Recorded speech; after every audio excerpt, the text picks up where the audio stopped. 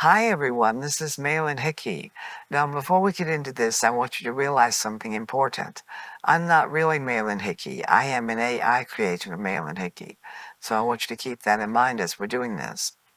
This afternoon, we're going to be talking about a powerful and often misunderstood statement from Jesus found in Luke 14:26, where he says, "Unless anyone come to me and does not hate his father and mother, wife and children, brothers and sisters, yes, even their own life, such a person cannot be my disciple."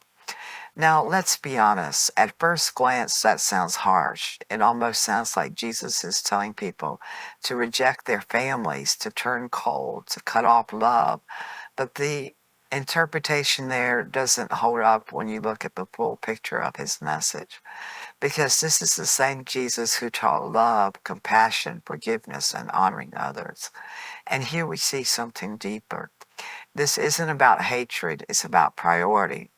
In the language and culture of that time, the word hate was often used as a comparison term.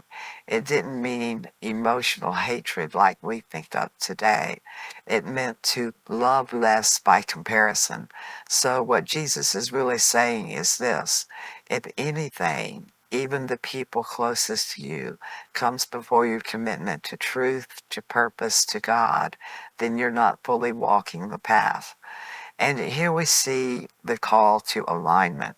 Jesus is not tearing families apart.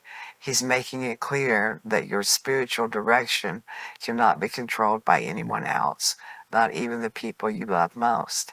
Because let's face it, family can influence you. They can shape your beliefs, your fears, your comfort zones. And sometimes, without even meaning to, they can hold you back from stepping into what you're truly called to do.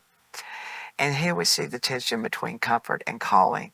Following a higher path often requires stepping away from what feels familiar. It may mean outgrowing old expectations. It may mean saying no to approval in order to say yes to purpose. That doesn't mean you stop loving your family. It means your foundation is no longer built on their approval. It means your identity is no longer defined by their expectations. It means your direction is guided by something higher. And here we see what Jesus is really asking. Are you willing to let go of anything that stands between you and truth? Even if it's difficult, even if it's emotional, even if it's deeply personal, because real transformation requires separation, not always physical distance, but a shift in loyalty, a shift in what leads you.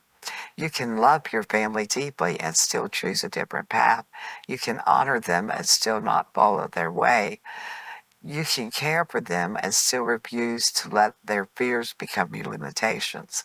And here we see maturity in faith. It's not rebellion, it's clarity. It's not rejection, it's alignment. It's not hatred, it's devotion. Jesus is calling people out of dependency and into purpose, out of emotional entanglement and into spiritual clarity, out of living for others' expectations and into living for something eternal. Put your hand on your heart, say, I won't forget. My calling is not controlled by comfort, and my purpose is greater than approval.